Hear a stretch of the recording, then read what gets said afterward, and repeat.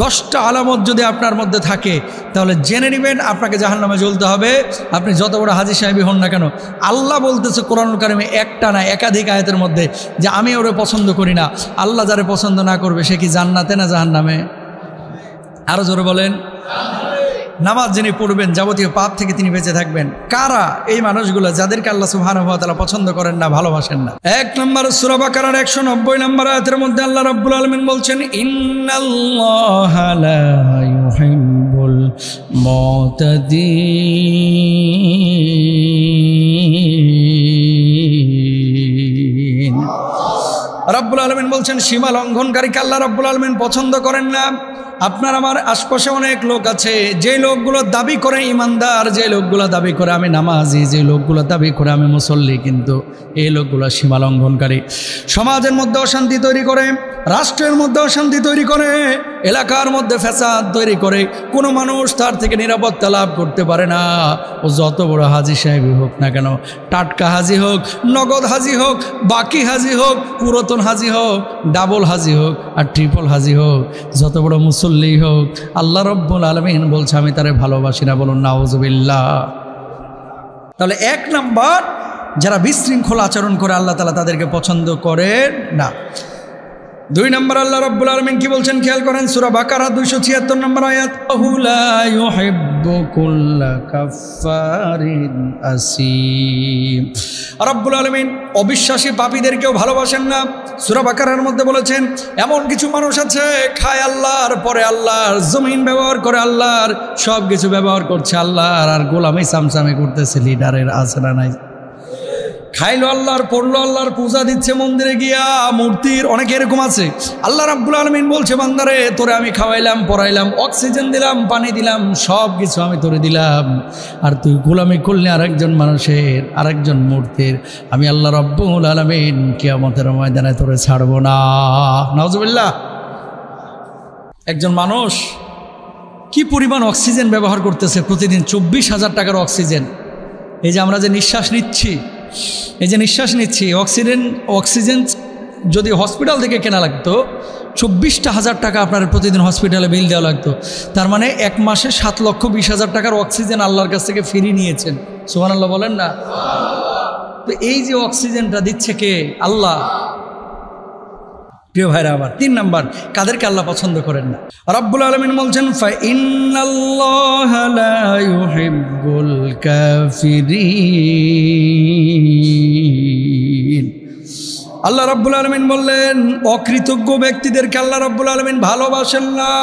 এমন কিছু মানুষ আছে যে মানুষগুলোকে আল্লাহ রাব্বুল আলামিন সুস্থতা দিয়েছেন, 40 বছর 50 বছর এই মানুষগুলো সুস্থ জীবনযাপন করছে, টাকা পয়সা আল্লাহ তাআলা ভালোই দিয়েছেন, রুটি রুজিরও ব্যবস্থা করেছেন। এরপরে এই মানুষগুলোকে জিজ্ঞেস করবেন ভাই কেমন আছে? কিন্তু ভালো নাই ভাই, চলতেছে না, আছি একরকম। কথা বলেন ঠিক কিনা? ছেলে মেয়ে বিশ্ববিদ্যালয়ে পড়তেছে, নিজে আল্লাহ তাআলা তারে ভালো রুটি রুজির ব্যবস্থা করে দিয়েছে, ঢাকায় বাড়ির ব্যবস্থা করে দিয়েছে, গাড়ির ব্যবস্থা করে দিয়েছে। জীবনেও এর মুখে শুনবেন না যে আলহামদুলিল্লাহ ভালো আছি। জিজ্ঞেস করবেন ভাই কেমন আছে? আছি একরকম। কেন কি হচ্ছে?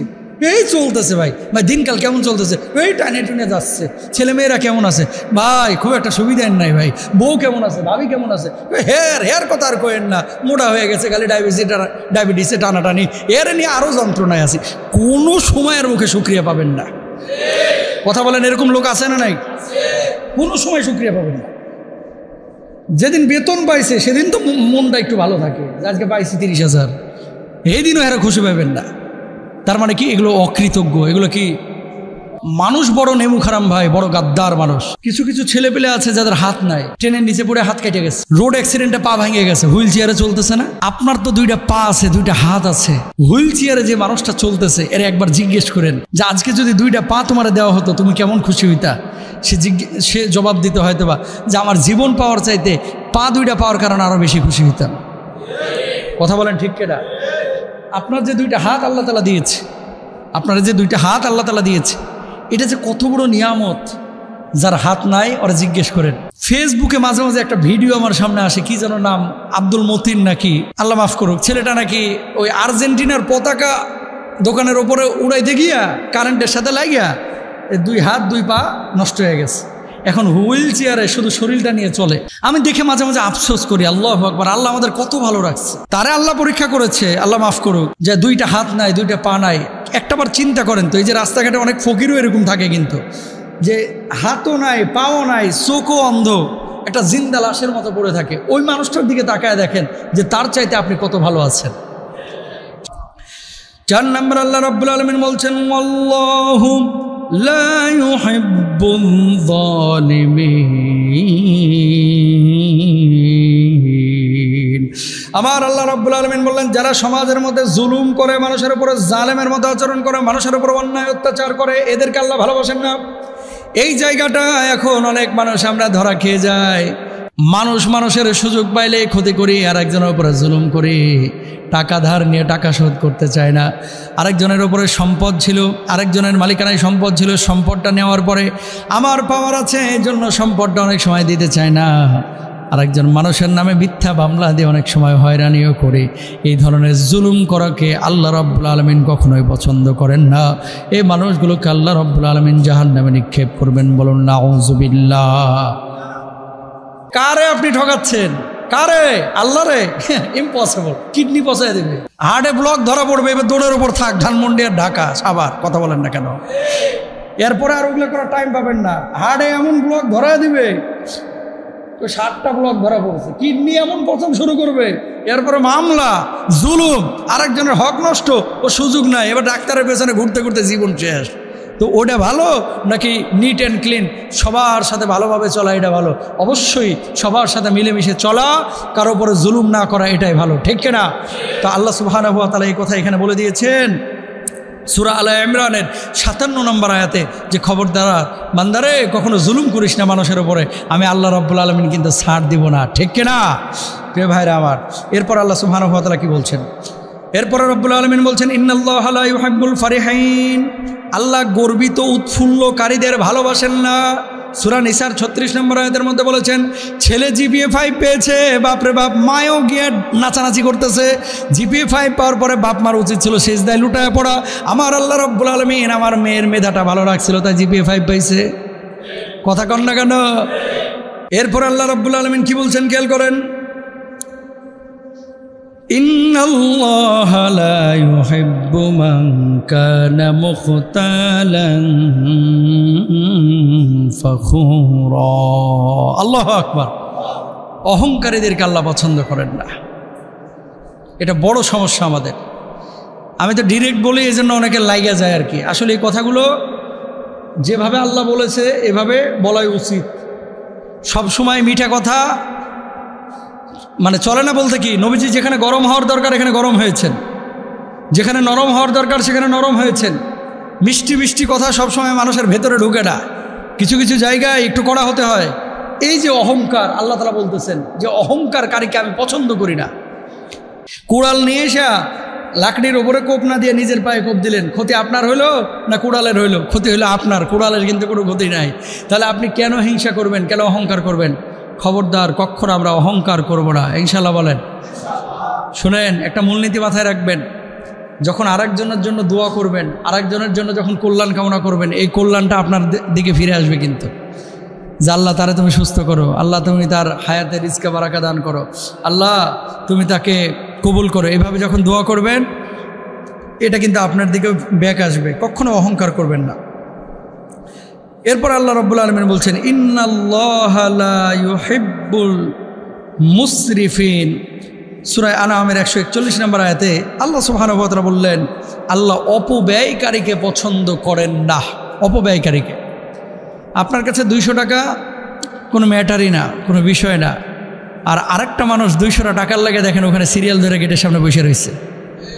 কথা বলেন না কেন? এই যে আপনার মসজিদের গেটের সামনে 200 টাকার জন্য, 100 টাকার জন্য 8জন 10জন মহিলা বসে থাকে জুমার নামাজের পর। 200 টাকার জন্য মসজিদের পরে মসজিদ সারাদিন ঘুরে বেড়াচ্ছে, আর আপনি ছেলের জন্মদিনের কেক কিনতেছেন 3000 টাকা দিয়া। আপনার কাছে 2000 টাকা কোনো বিষয় না, কিন্তু তার কাছে 2000 টাকা অনেক বিষয়। আপনি আপনার বিলাসিতায় 20,000 খোয়াচ্ছেন, খরচ করে ফেলতেছেন, আর আরেকজন মা ক্যান্সার আক্রান্ত, তার মেডিসিন লাগবে, সে 20,000 টাকার জন্য দাঁড়ে দাঁড়ে ভিক্ষা করে বেড়াচ্ছে।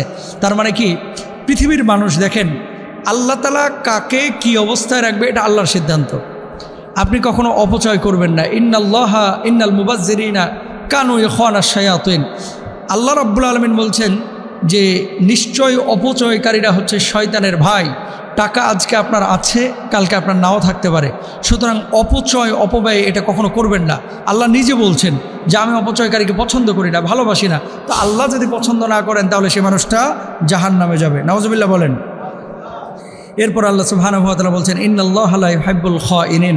সূরা আনফালের 58 নম্বর আয়াতে আল্লাহ তাআলা বলছেন খেয়ানতকারীকে আমি পছন্দ করি না। যারা খেয়ানত করে, ইদা তুমিলা খানা, যারা খেয়ানত করে এরা মুনাফিক, এবং এই মুনাফিকগুলো জাহান্নামের একেবারে নিকৃষ্টতম স্তরে আসবে। কেউ যদি বলে যে এই কথাটা আপনি কাউকে বলেন না, খবরদার কাউকে বলবেন না। কেউ যদি কিছু টাকা পয়সা আপনার কাছে দিয়ে যায়, যদি বলে এই টাকাটা আপনার কাছ থেকে 1 মাস পরে আমি নিয়ে যাব, ওই টাকাটা ওইভাবেই রেখে দেবেন, তার অনুমতি ছাড়া হাত দিতে পারবেন না। বাপের টাকা ব্যাংকে ছিল 20 লক্ষ টাকা, এই টাকা আপনার হাতে কোনোভাবে এসেছে বাপ মারা যাওয়ার পরে, এই টাকার অধিকার সমস্ত ভাইয়ের এবং বোনের আছে। যার যার হক তার কাছে বুঝিয়ে দেবেন। আপনি বড় ভাই চুপ করে 20 লক্ষ টাকা নিয়ে কয়দিন ব্যবসা করে নেই, 2 বছর পরে যারটা তাকে বুঝিয়ে দেব, এরকম করবেন। এটা খেয়ানত, এটা আমানতের খেয়ানতের গুনাহ আপনার হবে। সুতরাং যার যেই হিস্সা সেটা বাপ মারা যাওয়ার পরে সাথে সাথে তাদেরকে বুঝিয়ে দিতে হবে। আর যদি আপনি ব্যবহার করেন তাহলে তাদেরকে পারমিশন নিয়েই তাদের থেকে ব্যবহার করতে হবে।